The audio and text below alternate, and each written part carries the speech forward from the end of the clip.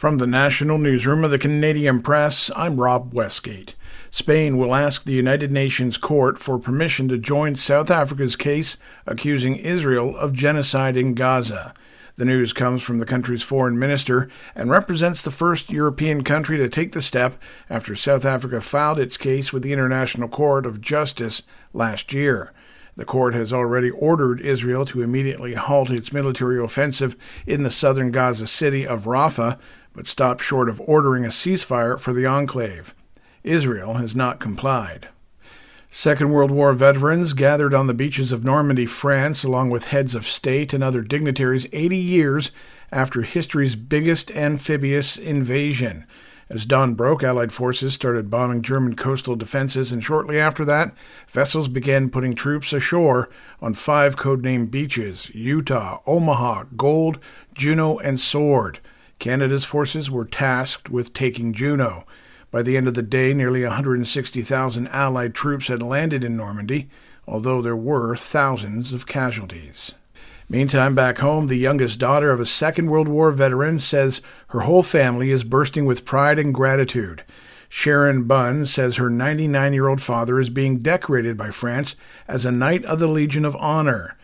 Today's ceremony, being held in Vancouver, recognizes Joseph Vogel-Gissang's contribution and bravery in the liberation of France. And 80 years ago today, Vogel-Gissang went ashore with 14,000 other Canadians at Juno Beach. The clock is ticking down to a potential public transit strike in Toronto happening just past midnight Friday. Still, the city's transit agency says it remains optimistic that a deal can be worked out before nearly 12,000 unionized workers launch a disruptive strike. The head of the Amalgamated Transit Union, Marvin Alfred, says both sides remain stuck on what the union says are core issues. It would be the first Toronto transit strike since 2008.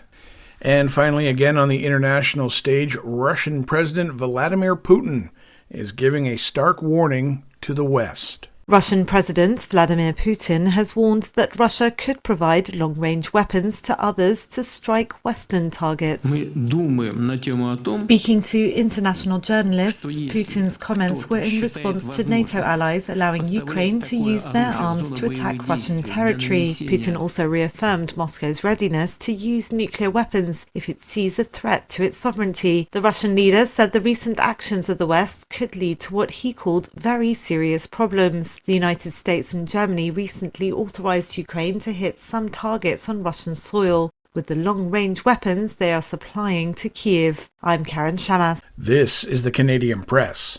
In sports, Isaiah Kiner-Falefa drove in the winning run in the bottom of the 9th inning as the Toronto Blue Jays beat the Baltimore Orioles 3-2. Aaron Judge drove in 5 runs. Carlos Rodon retired his first 16 batters, all as the New York Yankees matched their longest winning streak of the season at 7 games by beating the Minnesota Twins 9-5. In interleague play, Mike Tauchman hit a game-ending homer as the Chicago Cubs handed the Chicago White Sox their 13th consecutive loss with a 7-6 victory. Now, over to the WNBA. Asia Wilson had 36 points, 14 rebounds, and 6 steals to help the Las Vegas Aces beat the Dallas Wings 95-81. Meanwhile, Nafisa Collier had 25 points and 9 rebounds as the Minnesota Lynx eased past the Los Angeles Sparks 86-62 for Coach Cheryl Reeves' 307th regular season victory. From the Canadian Press, I'm Rob Westgate.